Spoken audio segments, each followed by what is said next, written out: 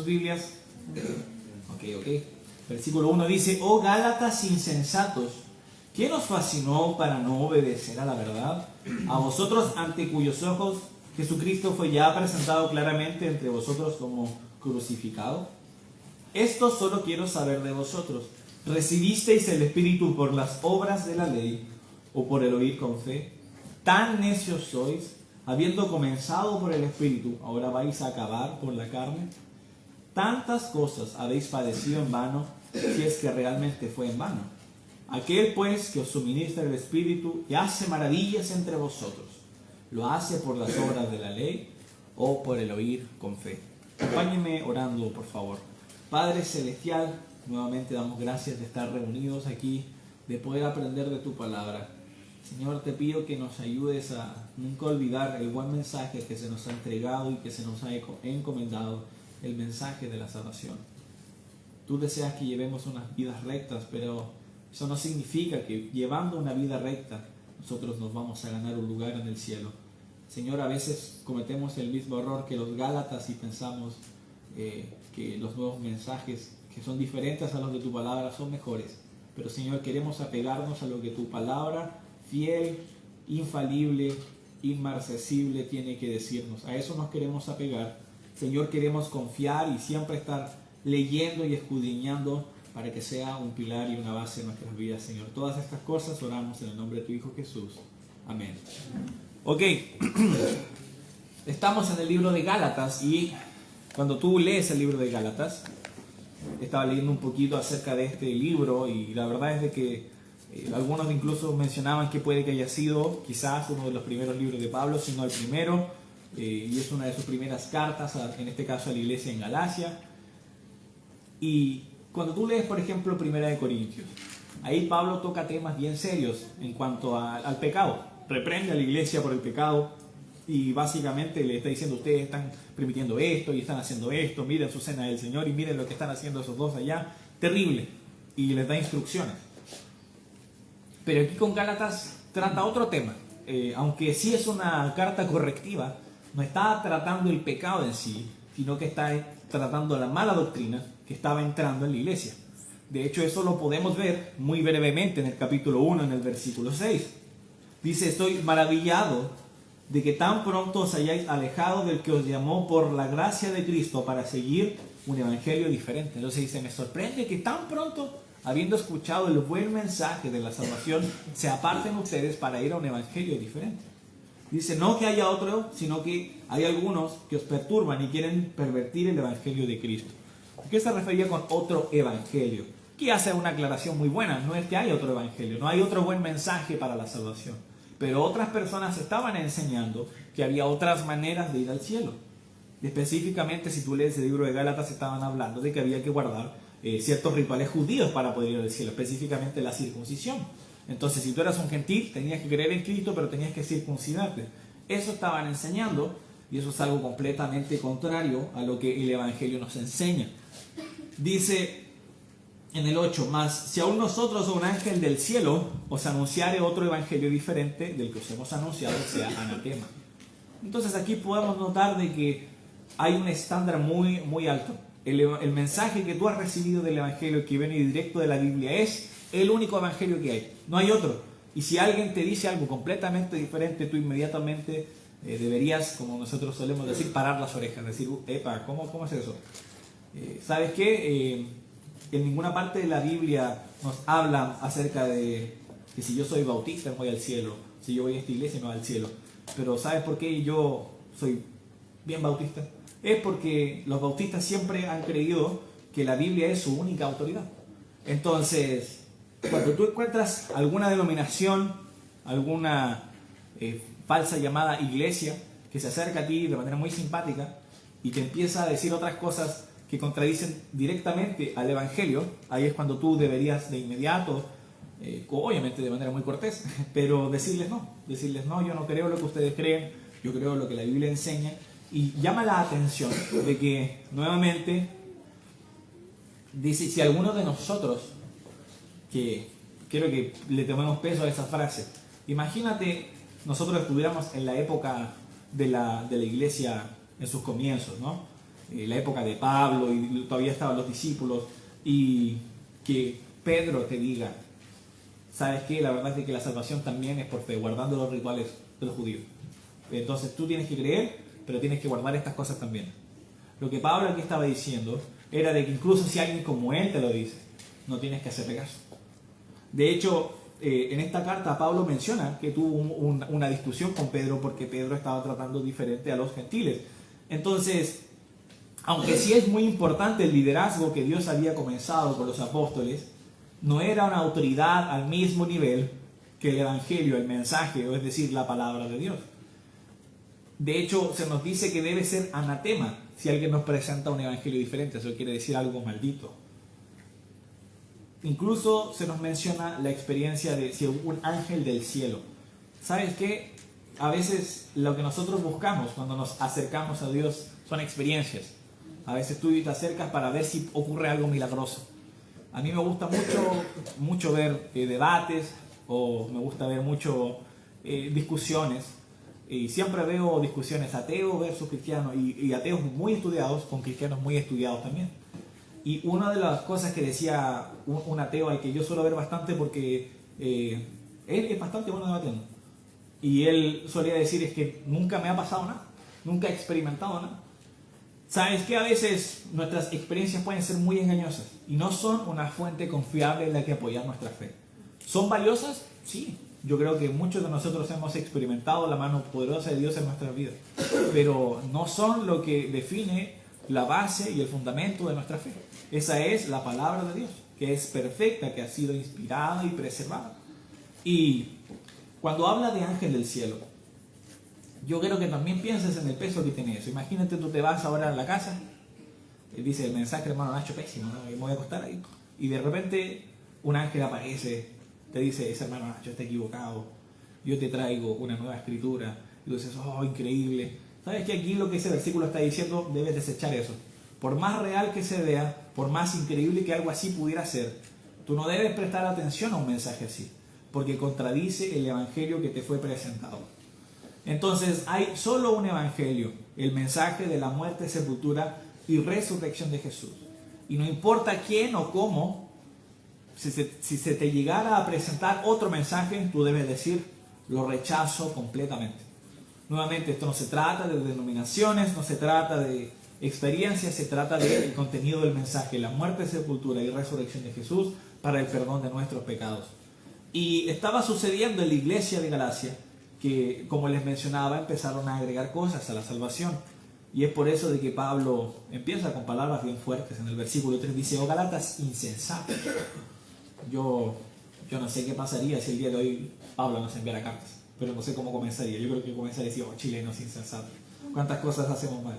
Pero aquí comienza, oh Gálatas insensatos, ¿quién os fascinó para no obedecer a la verdad, al que vosotros, ante cuyos ojos Jesucristo fue ya presentado claramente entre vosotros como crucificado? Y aquí empieza una serie de lo que nosotros llamamos preguntas retóricas, preguntas que no necesitan una respuesta, preguntas que la respuesta es tan obvia que no necesitamos verbalizarla. Dice el versículo 2, ¿recibisteis el Espíritu por las obras de la ley o por el oír con fe? ¿Por qué? ¿Por cómo lo recibieron? Por el oír con fe. Nosotros lo podemos ver, por ejemplo, en Romanos 10. Dice que la fe es por el oír y el oír la palabra de Dios. Entonces, después nos dice la segunda pregunta retórica. ¿Tan necios sois? Uy, dolió esa. Habiendo comenzado por el Espíritu, ¿ahora vais a acabar en la carne? Después dice, tantas cosas habéis padecido en vano, si es que realmente fue en vano.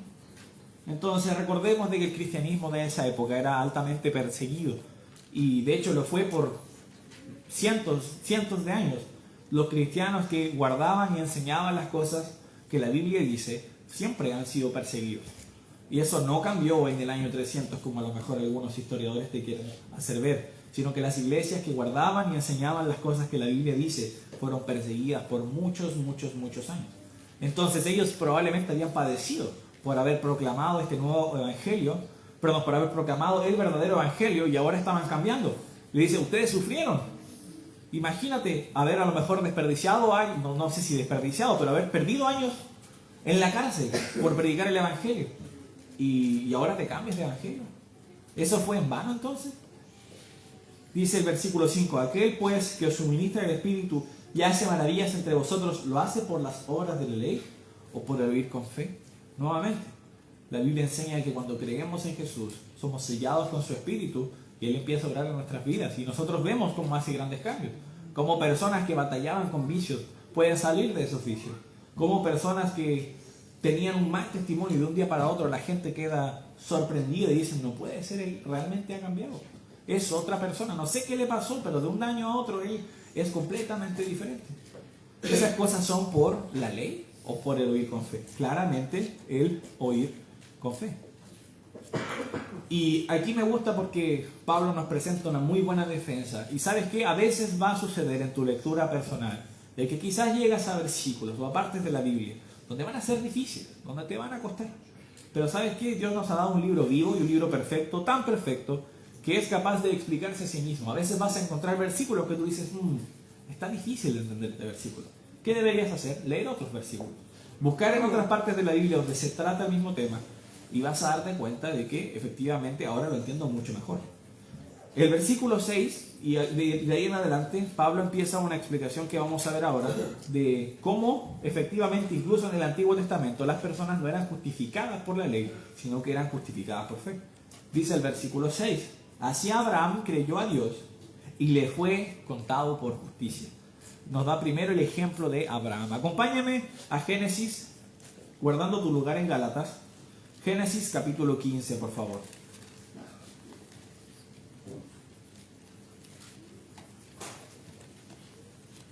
Génesis capítulo 15. Vamos a comenzar en el versículo 4. Luego vino a él palabra de Jehová diciendo, ¿quién? A Abraham, no te heredará este, sino un hijo tuyo será el que te heredará. Y lo llevó afuera y le dijo, mira ahora los cielos y cuenta las estrellas, si las puedes contar. Y le dijo, así será tu descendencia. ¿Sabes qué? Aquí Dios le había hecho una promesa, le prometió descendencia, y Abraham había cometido el error de tener un hijo con la que era su esclava, Agar. Y él en ese momento dice, no, si yo voy a tener descendencia de este, y le dice, no, un hijo de tu propio matrimonio vas a tener descendencia. Y luego le muestra las estrellas del cielo y dice, así va a ser tu descendencia. ¿Y qué nos dice el versículo 6? Y creyó a Jehová y le fue contado por justicia. ¿Por qué Abraham fue justificado? ¿Por qué hoy en día, si yo me muero, a lo mejor me comí tan rápido el queque de zanahoria de maná y me atoré y me morí así, y me voy al cielo y voy a ver a Abraham? ¿Por qué va a ser así? Es porque Abraham creyó en Dios. ¿Sabes que Abraham no era un varón perfecto? Tú puedes observar en su vida, no, cometió algunos errores, pero aún así él fue justificado. ¿Por qué? Porque él creyó en Dios y eso le fue contado por justicia. ¿Sabes qué? Esto fue antes de la ley mosaica. Pablo estaba mencionando esto para que se dieran cuenta los Gálatas. Abraham fue justificado por la fe y ni siquiera había ley en esa época. Hoy está claro de que nosotros somos creados con la ley de Dios grabada en nuestros corazones. Entonces sí, no era que ellos pudieran pecar y hacer lo que ellos quisieran. Pero la ley que Dios había dado a Moisés y que ellos estaban tratando de imponer a los gentiles, no había sido dada aún. Entonces, aquí se nos da este primer punto donde podemos ver que Abraham efectivamente fue justificado por la fe antes de la ley. Sigamos leyendo en Gálatas capítulo 3, dice en el versículo 7. Sabed por tanto que los que son de fe, estos son hijos de Abraham. Y la Escritura, previendo que Dios había de justificar por la fe a los gentiles, dio de antemano la buena nueva a Abraham, diciendo, en ti serán benditas todas las naciones. De modo que los que de la fe son bendecidos con el creyente, de modo que los de la fe son bendecidos con el creyente Abraham. Entonces, de la descendencia de Abraham, de esta descendencia que Dios había prometido en el versículo 5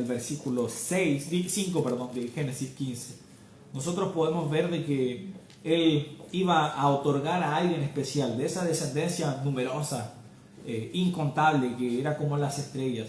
Iba a haber alguien especial que iba a nacer. Sabemos que de la tribu de Judá, de descendencia de David, y esa persona iba a ser Jesús. Y sabes que como Él ofrece salvación a todo el mundo, todos iban a ser salvados por el sacrificio de Jesús y por tanto, en este caso, bendecidos por Abraham.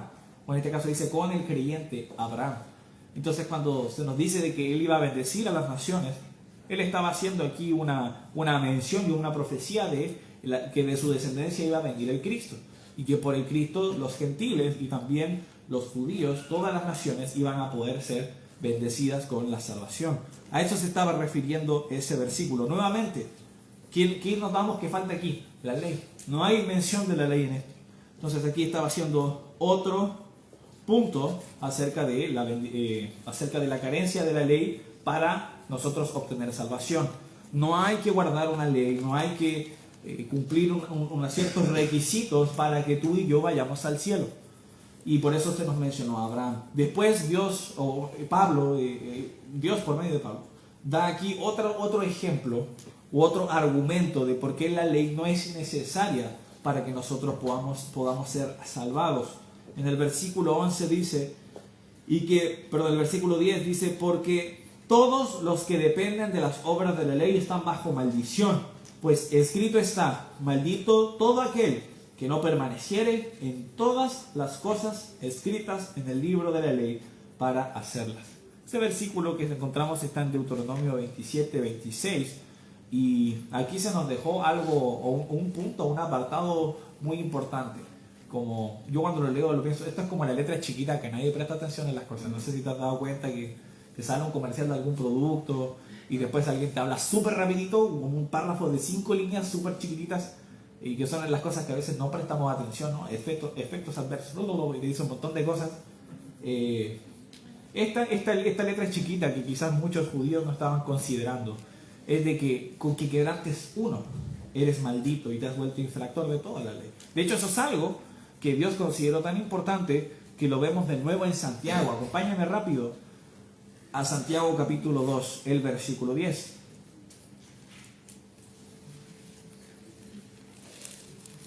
Santiago 2, el versículo 10. Dice, porque cualquiera que guardare toda la ley, pero ofendiere en un punto, se hace culpable de todo. Entonces está diciendo, ¿sabes qué?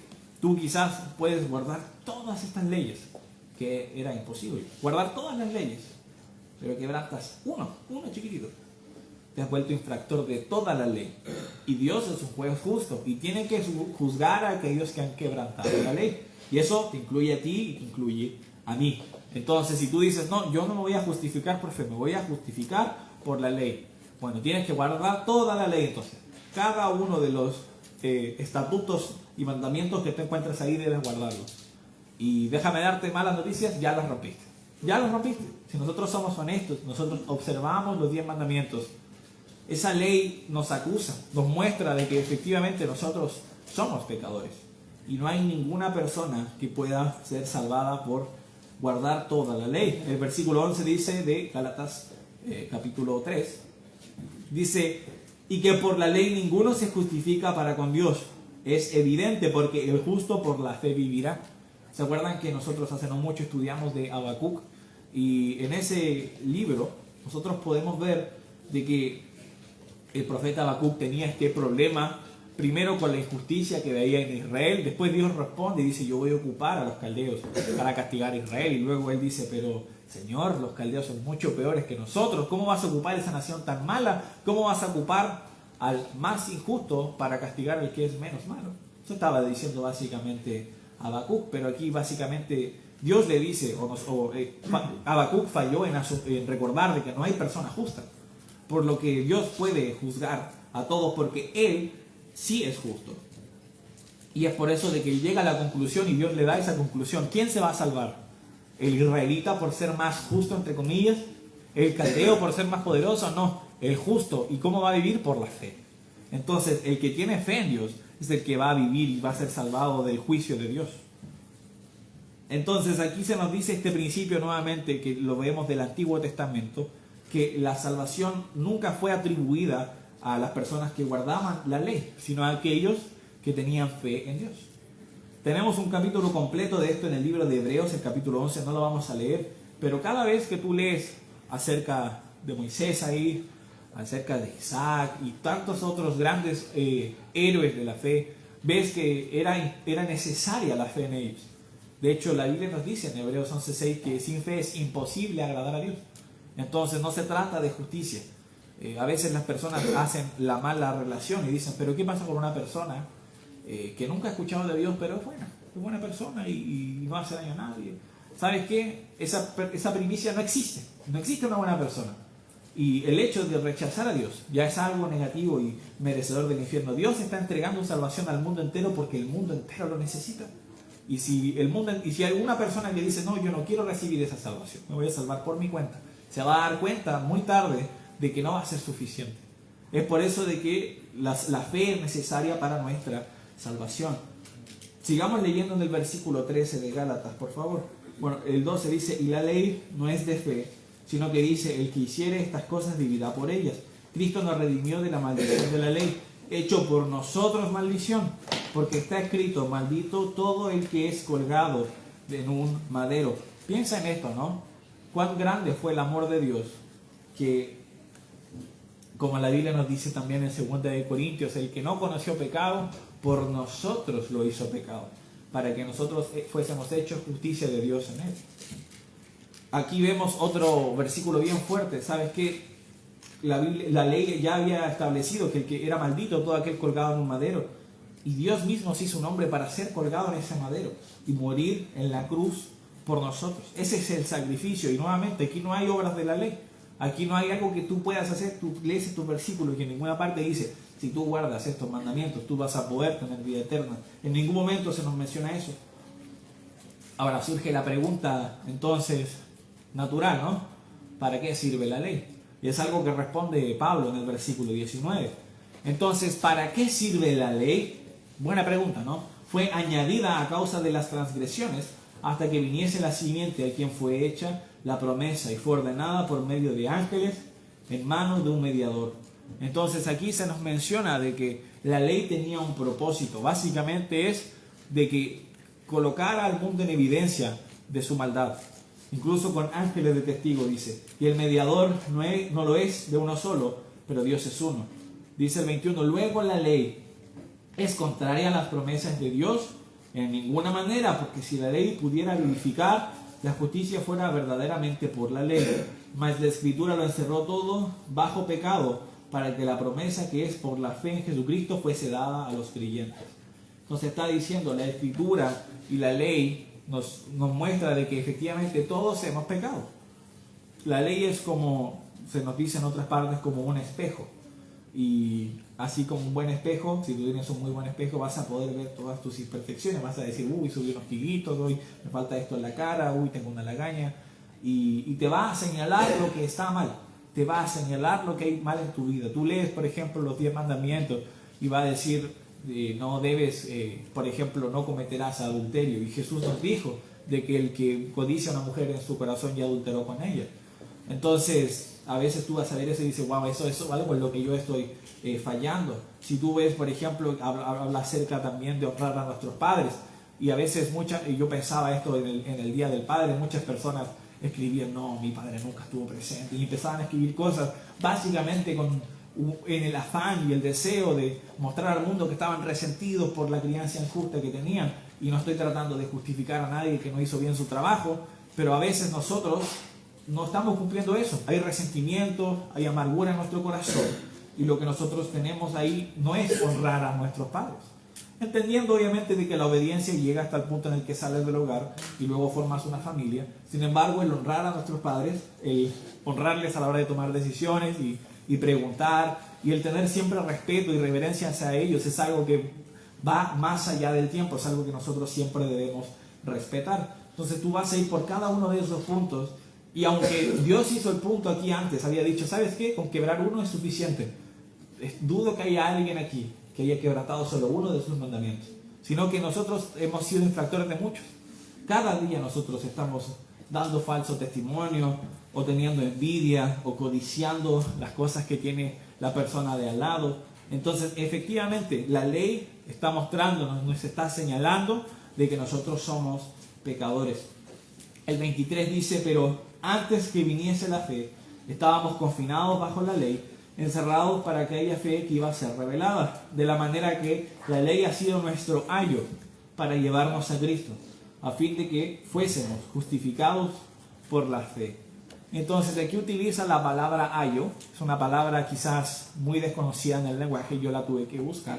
La palabra ayo básicamente significa maestro o profesor, y leía el comentario de un caballero que se llamaba Bernard McKee, y él hablaba de que la ley era, cuando hablaba de ayo, hacía referencia al esclavo romano que estaba en las familias, y el esclavo romano se encargaba de la educación y el cuidado de los niños. Incluso mencionaba en su explicación como una ilustración de cómo llevaba el niño para que fuera educado de la mano y le guiaba. Entonces, ¿qué está haciendo la ley cuando nosotros la vemos y somos confrontados por ella? Nos está llevando de la mano y nos está guiando hacia Cristo.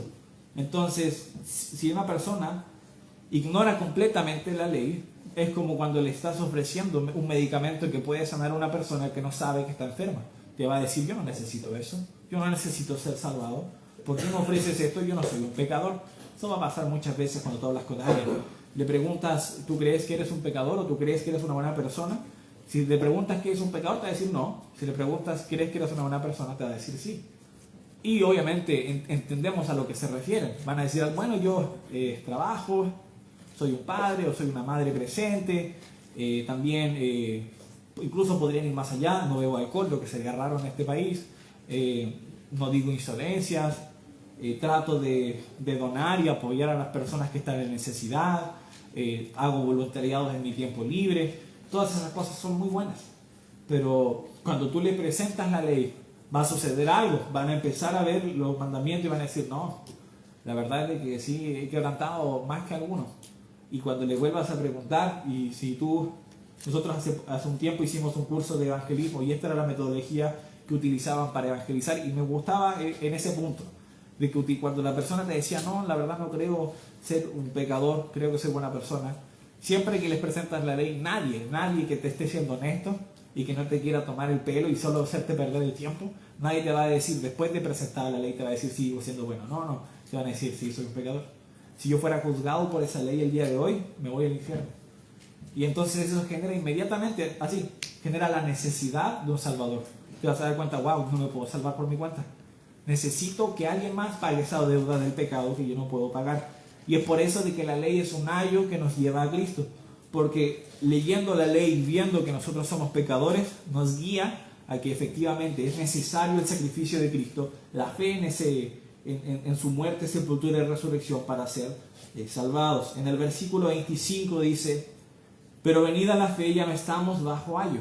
Como un profesor que estaba preocupado de la crianza, una vez el niño llegaba a la madurez, no era necesario en el hogar, no era necesaria su labor.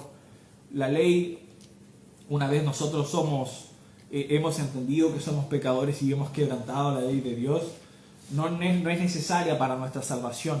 Si nosotros hemos creído en Jesús, la ley ha cumplido su propósito y luego el Espíritu Santo empieza a orar en nosotros y la ley moral pasa básicamente a ser un estándar en el que nosotros debemos querer vivir, pero no tiene una relación con la salvación.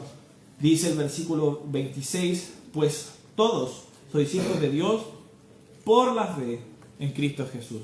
Qué versículo más claro, ¿no? A veces la gente trata de complicar temas bíblicos tan sencillos. Yo estoy seguro de que hay muchos temas en la Biblia que pueden ser difíciles de entender porque a lo mejor hay pocos versículos que hablen de ellos, pero la salvación no es uno de esos temas.